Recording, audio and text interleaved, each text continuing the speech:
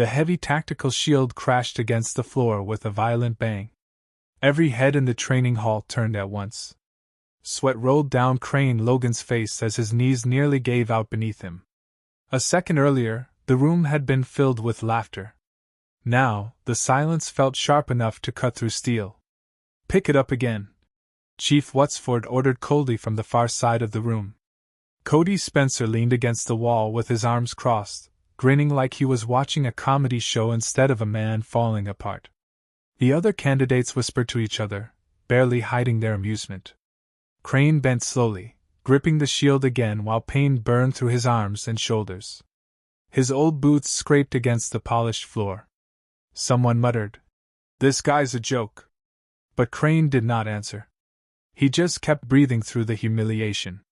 Before we go deeper into this case, take a second and hit the subscribe button, give this video a like, and let us know where you're watching from. I'm curious to know how far these stories travel. Then the CO stepped out from behind the glass wall. And what she said next made the entire room go dead silent. Crane Logan lived in a small apartment that always felt colder than it should have. The heater barely worked. The paint near the kitchen ceiling was peeling. And every month, the rent notice arrived faster than he could prepare for it.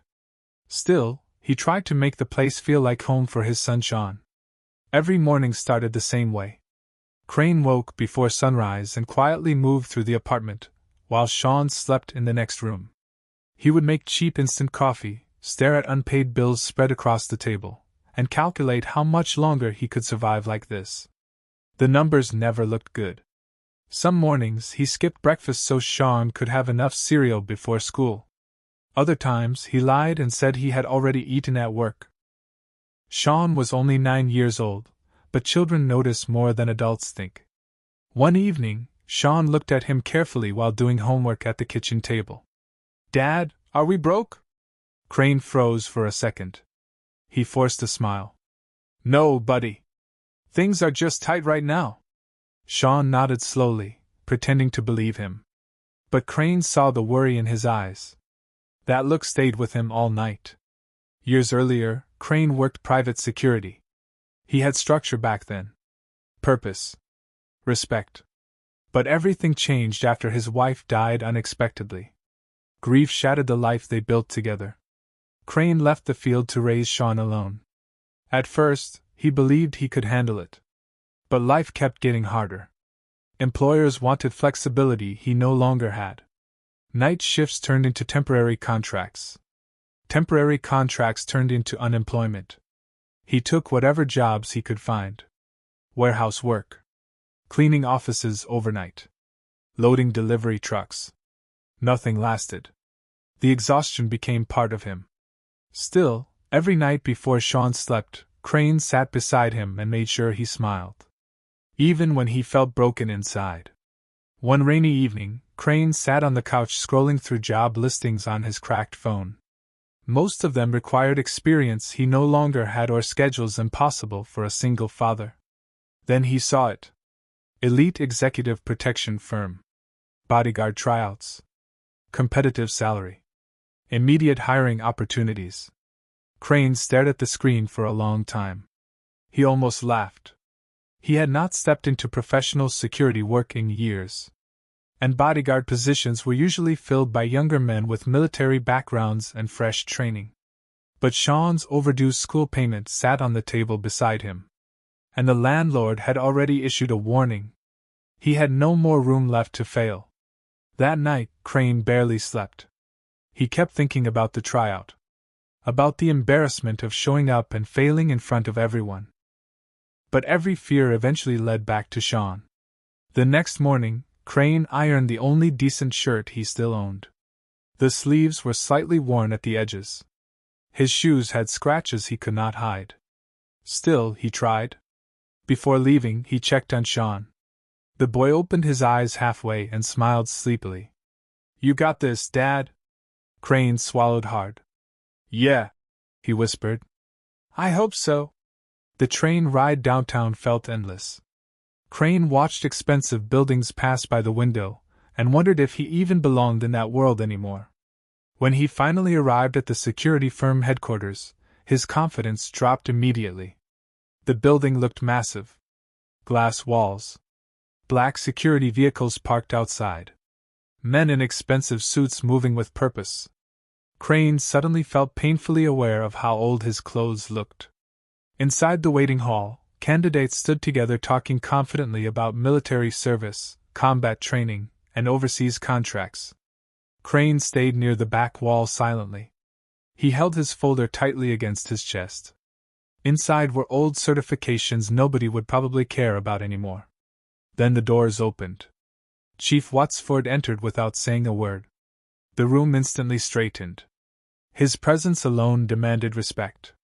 Tall. Sharp posture. Cold expression.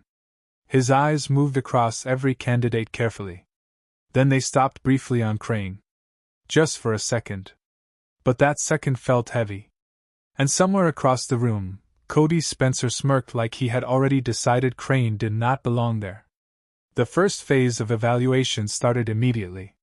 No speeches. No introductions. No welcoming smiles. Chief Watsford believed pressure revealed truth faster than conversation ever could. Out there, he said firmly, pointing toward the training floor. Nobody cares about excuses. The room stayed silent. Candidates were divided into groups for physical assessment drills, obstacle runs, reaction timing, strength evaluations. Crane stretched quietly near the wall while others confidently joked around. Cody Spencer walked past him slowly. You sure you're in the right place? Cody asked with a grin. There's probably a warehouse hiring somewhere nearby. A few candidates laughed. Crane ignored him. But humiliation has weight. And he felt every bit of it pressing against his chest. The drills began. At first, Crane tried to keep pace. His body remembered fragments of old training. But years of exhaustion had changed him. His knees hurt faster than they used to. His breathing became heavier. Still, he refused to stop. Candidates sprinted through obstacles while instructors shouted commands. Crane pushed himself harder each round. Then came the weighted carry test. Heavy tactical crates lined the floor. Candidates had to carry them across the room under strict time limits. Cody completed his run easily. The room clapped. Then Crane stepped forward. The crate looked heavier in his hands than everyone else's. His arms trembled almost immediately. Someone chuckled. Halfway through the course, Crane nearly lost balance. The room burst into laughter. Come on, Grandpa! Cody shouted mockingly. Crane's face burned with embarrassment. But he kept moving. Every painful step felt personal now. He thought about Sean eating cereal alone before school. About overdue bills stacked on the kitchen table. Failure was not just humiliation anymore. It was survival. He finally crossed the finish line far behind everyone else. Chief Watsford wrote something on his clipboard without expression. Crane could already feel the judgment settling around him. The next drill was worse. Reaction testing under pressure. Lights flashed randomly while candidates responded with defensive movements and target recognition. Crane missed his first signal entirely. A loud buzzer echoed through the hall. More laughter followed. Cody shook his head dramatically. This is painful. Crane clenched his fists briefly. Not from anger. From shame. He had walked into a room full of people already convinced he was weak. And now he was proving them right. Before we continue, take a second and share your thoughts so far on this story below. If you were in Crane's position, standing in front of strangers while being laughed at for trying to rebuild your life for your child, would you stay or walk away?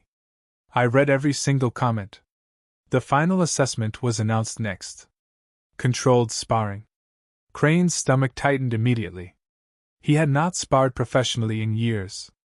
Cody stepped forward instantly. I'll take him, he said confidently. The room reacted with quiet anticipation. Everyone expected an easy outcome. Crane stepped into the ring anyway. Chief Watsford looked directly at him. You can still leave, he said flatly. Crane shook his head slowly. No. The match began. Cody moved fast. Sharp. Controlled. Crane blocked the first strike poorly. Pain exploded through his shoulder. Laughter erupted again. But Crane stayed standing. Second strike. Third strike. Crane stumbled backward near the edge of the mat. Just quit already, Cody muttered quietly. For a moment, Crane almost believed him. Then the training hall doors suddenly opened. Everyone turned. Lauren Benham walked inside. The CEO herself. And the moment her eyes landed on Crane Logan, the atmosphere inside the room changed completely. Lauren Benham moved calmly across the training floor while silence followed behind her like a shadow. Nobody spoke. Nobody moved. Even Cody straightened slightly the moment he saw her. Lauren rarely attended bodyguard evaluations personally. That alone made the room tense. Chief Watsford stepped toward her respectfully. "We're in the middle of final assessments," he explained. Lauren nodded once. But her attention never left Crane. Sweat rolled down his face while he struggled to steady his breathing. The humiliation from the last hour still sat heavily on his shoulders. Lauren studied him carefully. Not with pity. With curiosity. Then she looked toward Chief Watsford. "Continue," she said softly. The sparring resumed. Cody immediately attacked again, faster this time. Crane blocked awkwardly but stayed upright. Pain shot through his arms with every impact. The room watched closely now. Not because Crane looked skilled, but because he refused to collapse. That stubbornness started making people uncomfortable. Cody landed another strike to Crane's ribs. Crane gasped sharply and dropped to one knee. A few candidates laughed again. But weaker this time. Something about the scene no longer felt entertaining. Chief Watsford stared closely. "Get up," he ordered. Crane stayed frozen for 1 second. His body screamed at him to stop. To walk away before the humiliation became worse. Then Sean's voice echoed inside his memory. "You got this, Dad?" Crane pushed himself back up slowly. Cody looked irritated now instead of amused. "Why are you still doing this?" he snapped quietly. Crane wiped blood from the corner of his lip. "Because I have to." The answer hit harder than the punch itself.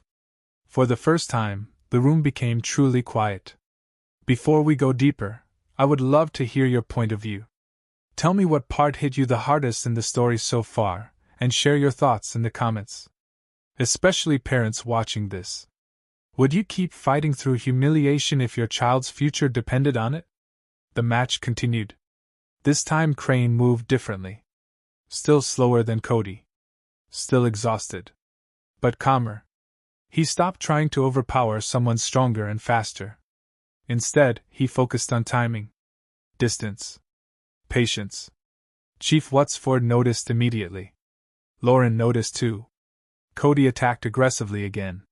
Crane sidestepped slightly and redirected the movement just enough to throw Cody off balance for a second. The room reacted instantly. Not with laughter. With surprise. Cody regained control quickly and shoved Crane backward hard. Crane crashed into the edge barrier. Pain exploded through his back. Chief Watsford stepped forward slightly. "Enough." But Crane raised a hand weakly. "No," he said quietly. "I'm okay." He was not okay. His ribs hurt every time he breathed. His hands trembled from exhaustion. But he kept standing. Lauren finally spoke. "Why do you want this job so badly?" The question cut through the room. Crane looked toward her slowly. "For my son." That was all he said. But something changed after those 4 words. Lauren's expression softened slightly. Cody rolled his eyes. "Everyone's got a story," he muttered. Lauren turned toward him sharply. "And not everyone carries it with dignity." The room froze. Cody immediately looked away. Chief Watsford folded his arms. The atmosphere had shifted completely now. The evaluations stopped feeling like entertainment. Now they felt personal. Lauren stepped closer to Crane. "You worked private security before?" she asked. "Yes." "Why leave?" Crane hesitated. My wife died. Silence. Sean needed me more. Even Cody had no response now.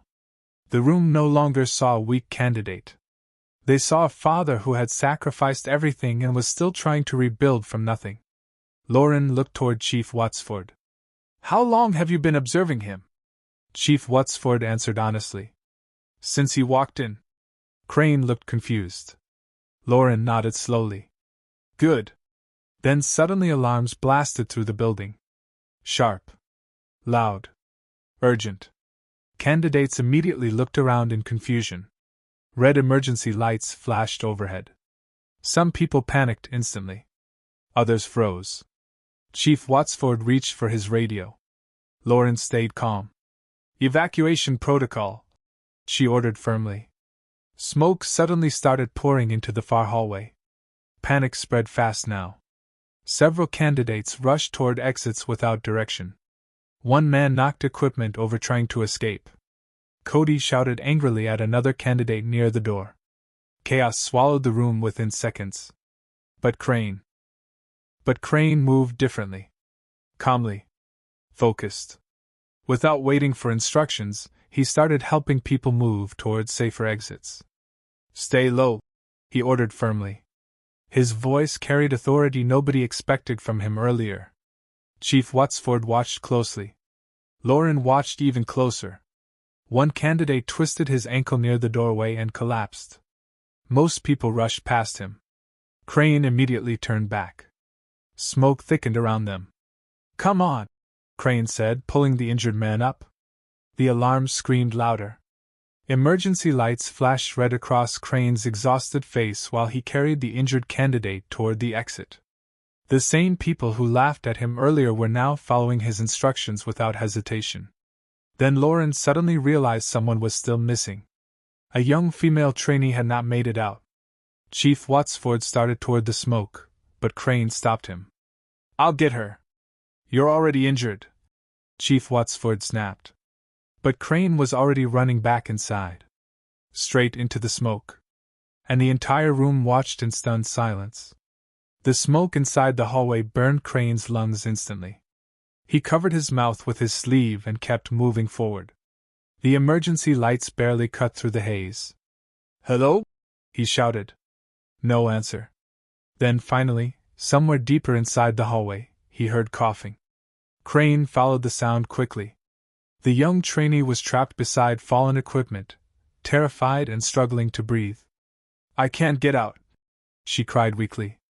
Crane pushed the equipment aside despite the pain shooting through his ribs. You're okay, he told her firmly. I've got you. He helped her stand and guided her toward the exit while smoke thickened around them. Outside, everyone watched the entrance anxiously. Chief Watsford looked tense for the first time all day. Then Crane finally emerged through the smoke with the trainee beside him. The entire area went silent. No laughter. No whispers. Only disbelief. Lauren stepped toward him slowly. You went back for her, she said quietly. Crane nodded once, breathing heavily. She was scared. Lauren looked at him for a long moment. Then she finally said the words that changed his life. You passed long before today ended. Crane stared at her, confused. Chief Watsford stepped forward. This evaluation was designed to test pressure, ego, leadership, and character, he admitted. And you were the only one who never stopped protecting people even while being humiliated yourself. Crane looked down silently. All day, he thought he was failing. But they had been watching something deeper. Lauren's voice softened slightly. Most people reveal who they are when pressure breaks them. She looked directly into his eyes. You revealed who you are when nobody respected you. Crane felt emotion rise inside his chest so suddenly he could barely speak. Not because he won, but because someone finally saw him clearly. And after years of feeling invisible, that mattered more than anything. 3 weeks later, Crane Logan walked back into the same building wearing a fitted black suit with the company emblem stitched onto the sleeve. This time nobody laughed. People nodded respectfully when he passed. Sean visited the office one afternoon after school and stared around in amazement. Dad, this is where you work now? Crane smiled. Yeah, buddy. Sean hugged him tightly without saying anything else. That moment alone made every painful second worth it. Chief Watsford personally supervised Crane's advanced training. Not because Crane was the strongest candidate, but because he had proven something harder to teach: character. Even Cody changed. One evening after training, he approached Crane awkwardly. I judged you wrong, he admitted quietly. Crane nodded once. It happens. Lauren Benham continued trusting Crane with larger responsibilities inside the company. She saw leadership in him long before he saw it in himself. At home, life slowly improved. The overdue bills disappeared one by one. Sean smiled more often. And Crane finally slept through the night without fear crushing his chest. He still carried scars from the years he struggled alone. But now those scars felt like proof he survived. And for the first time in a very long time, Crane Logan no longer felt invisible. Crane Logan's story is not just about a bodyguard tryout. It is about what happens when the world humiliates someone who is already carrying more pain than anyone realizes. Most people in that room judged him by his clothes, his age, and his struggles before they ever understood his heart. But pressure has a way of revealing truth. And when the moment truly mattered, the man they laughed at became the one everyone followed. That is what makes this story powerful. Crane never fought for pride. He fought for Sean. For stability. For another chance at life. And maybe that is why so many people connect deeply with stories like this. Because real strength is not always loud. Sometimes it looks like a tired single parent waking up before sunrise every day and refusing to quit even when life keeps pushing them down. Before we continue, share your thoughts below. Crane forgave the people who humiliated him after the truth came out. But if you were in his shoes, would you have forgiven them too? Vote below. Team forgive. Or team walk away. I really want to hear your thoughts on this one. And if this story touched your heart, take a second to like this video. It truly helps these stories reach more people. If you are a single parent watching this, comment below and share where you are watching from. Your story matters too. And don't forget to subscribe to the Redeemed Single Dad for more emotional stories about struggle, hope, sacrifice, and redemption. Thank you for staying with us through Crane Logan's journey. Until next time, stay strong, and never stop believing that your hardest moments can still lead to something beautiful.